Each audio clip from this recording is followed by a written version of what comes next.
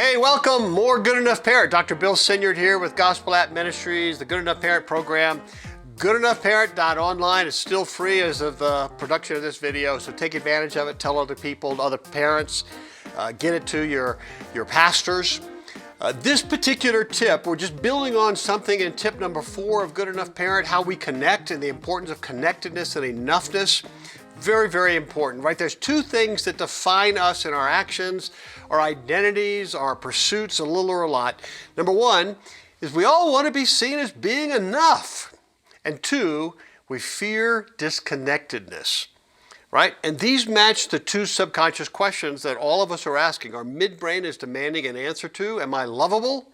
That's enoughness, right? Is there someone who will actually love me as I am?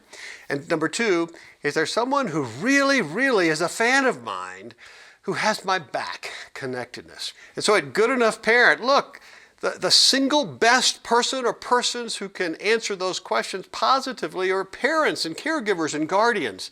And we want to give you skills to be able to do that better. So in this short tip, we're going to look at enoughness and connectedness. Your child is jonesing for both. If they don't find it from you, they'll find it somewhere. Enoughness.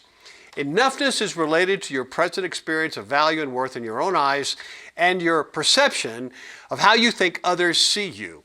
Not always accurate, but it's real. Attachment theory says that a child's subconscious sense of enoughness has been hardwired into their internal working models to one degree or another. It's just the way it is. Maybe not fair, but that's the way it is. Here's one quote. Listen carefully and you'll hear the word enough everywhere, especially when it comes to the anxiety, loneliness, exhaustion, and division that plague our moment to such tragic proportions. You'll hear about people scrambling to be successful enough, happy enough, thin enough, wealthy enough, influential enough, desired enough, charitable enough, woke enough, good enough. We believe instinctively that were we to reach some benchmark in our mind, then value, vindication, and love would be ours, that if we got enough, we would be enough. And by the way, for the Christian, we have to include righteous enough, or faithful enough, or attending enough, or giving enough, or pure enough, right? So your child will sometimes be consumed subconsciously, almost OCD, looking for enoughness somewhere, over and over again.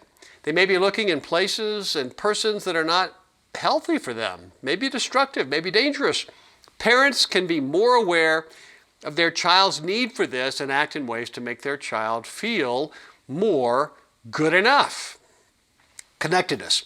Connectedness, or like we said, fear of disconnectedness, refers to feelings of being alone, isolated, not being in life-giving relationships, or thinking that you're not worthy of loving or being loved. And it can be complicated. Sometimes relationships have been the very thing that have hurt or disappointed your child the most. Nothing has hurt us, any of us, more than relationships gone bad.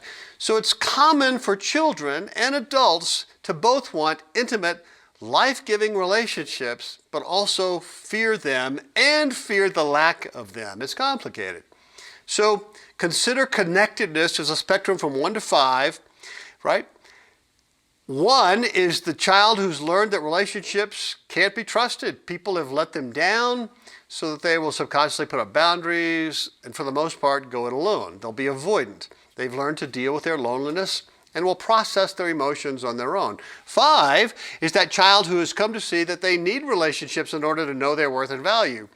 So they long for friends who can trust and who will always like them back, no matter what. The better the relationships, the more valued they feel. They would be more anxious on an attachment scale. They've learned to use those friends to process emotions, meaning not self-regulate as well.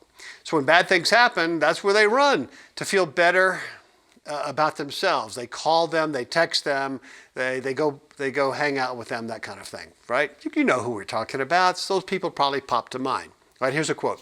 Think of it like this. Loneliness creates a hunger in the brain, and our brains signal deep dissatisfaction. We become restless, irritable, and impulsive, and if we don't have the ability to connect socially, we're so ravenous for our social neurochemistry to be rebalanced, we're likely to seek relief from anywhere. And if that anywhere is opioid painkillers or heroin, it's going to be a heat-seeking missile for our social reward system. Is it any wonder People in today's world are becoming addicted so easily. That's Rachel Wertzman.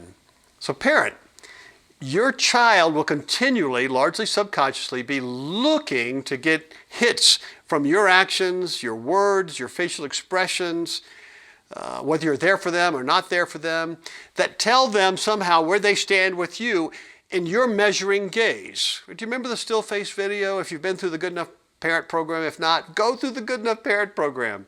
But the bad news is maybe you've been unaware of this deep internal need of theirs. The good news is, now that you are, there's so much you can do. Here's Gregory Boyle with Homeboy Ministries in East LA. He works with gang members, but I love some of his thoughts. Here's what he says. I have a lot of people in my life, and I think there's something key. The thing that leads to intimacy and relationship and connection is tenderness. Look, if your child is a Christian, there's at least one relationship where they can experience connectedness and enoughness, because Jesus purchased this for them 2,000 years ago. Now, don't get me wrong. They need God's power, Paul says in Ephesians 3:14-21, through the Spirit in their inner being to begin to grasp it, to begin to experience it. But they can, and they can ask. And that's the whole idea of the Simple Uncluttered Gospel Prayer. Find the Simple Uncluttered Gospel Prayer YouTube video in this channel and start saying it aloud twice a day. See if your child will do it, but at least let them see you do it. I hope this tip was helpful. Give me feedback, bill@gospel-app.com. Check out my podcast, Gospel Rant. Anywhere you get podcasts, just Google Gospel Rant Podcast. We'll be going through the Song of Songs. Boy, that'll be something. Enjoy. Take heart, child of God.